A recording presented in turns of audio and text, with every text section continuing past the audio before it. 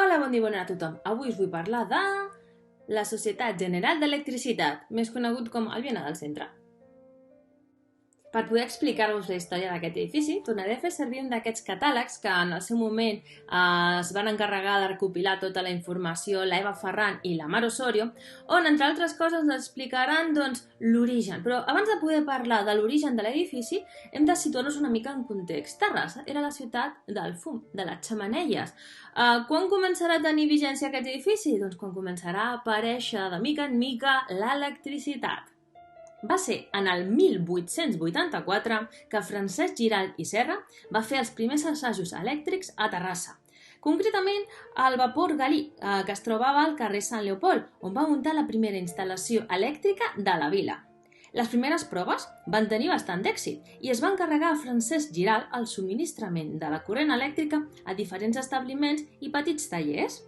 El 1884 va posar en marxa al carrer de la Fontvella número 18 una petita centraleta d'energia elèctrica des d'on es subministrava corrent a alguns comerços del carrer i a l'Ateneu terrassenc. Seria un 16 de juny de 1896 que, davant del notari de la vila, Ramon Estalella, es va constituir la Societat General d'Electricitat encarregada de proporcionar fluid elèctric a la indústria i al poble de la vila en general.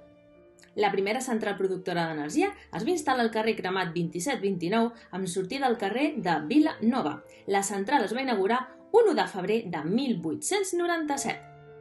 Al 1903, les màquines ja són insuficients per poder satisfer la creixent demanda i la Junta de la Societat decideix construir una nova central.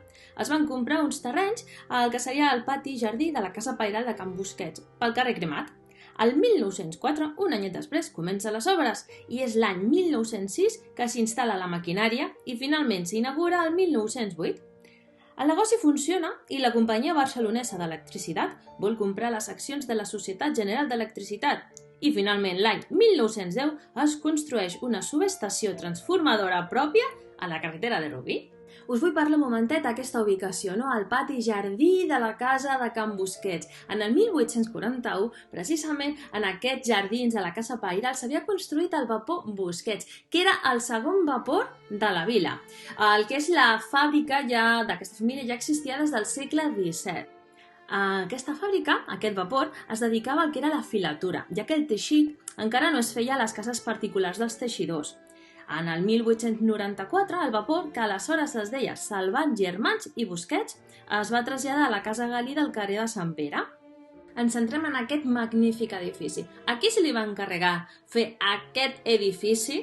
Doncs a Lluís Muncunill i Parellada, que va ser arquitecte municipal de la ciutat durant molt de temps. Què ens planteja Lluís Muncunill? Doncs un edifici que és dels més emblemàtics del que és l'arquitectura industrial modernista de Terrassa. Es tracta de dues naus paral·leles i rectangulars. Es destaca el que és la principal i més gran, amb una coberta de volta de maó pla i parament amb maó vist. És un dels primers edificis on l'arquitecte utilitza el sistema de volta catalana amb 7 corbes ben pronunciades formant 7 trams diferents. Això dona un aspecte sinuós al que és l'edifici. A les façanes laterals, les canalitzacions d'evacuació d'aigua les situa en l'arrencada de cada volta, definint així una successió de trams formats per una gran obertura a la planta baixa i 3 petites finestres al primer pis, la central més elevada i totes elles amb un arc carpanell. Destaca sobretot a la façana del carrer de la Unió un rètol fet amb trencadís de ceràmica que, juntament amb la cornisa que remata l'edifici, constitueixen els únics elements de decoració. Com hem dit, en el 1908 s'inaugura aquesta nova seu de la Societat General d'Electricitat. Entre els anys 50 i principis del 90 va ser un centre de transformació de FEXA, després l'edifici va quedar abandonat, fins que el 6 de juliol del 2000, després de tot un procés de rehabilitació, l'empresa d'aliments Establiments Viena va obrir el que era un nou centre de restauració, un restaurant, i gràcies a això es va poder aprofitar i conservar el que era l'estructura original d'aquesta obra de Muncunill, canviant-lo una miqueta, sobretot el que era la seva part interior. En el soterrani encara es conserva el que era l'antiga carbonera del vapor. Abans d'aquestes primeres proves que va fer Francesc Giralt i Serra, doncs com es feia aquest enllumenat? Doncs era l'usuari que podria utilitzar uns motors a gas pobre per aconseguir aquest enllumenat. També se'ns explica que en el 1884 Giralt i Serra va instal·lar el primer timbre elèctric en una rellotgeria del carrer de la Font Vella amb una funció, i era avisar de quan arribaven els nous clients a la rellotgeria. Aquesta nova font d'energia elèctrica va portar un munt d'avantatges respecte al que havia estat altres fonts d'energies en els vapors i es va imposar principalment amb unes finalitats industrials, tot i que tenia un elevadíssim cost en els seus orígens. La primera instal·lació elèctrica aplicada a la indústria es va fer amb una dinamo sistema brut que va venir des d'Amèrica.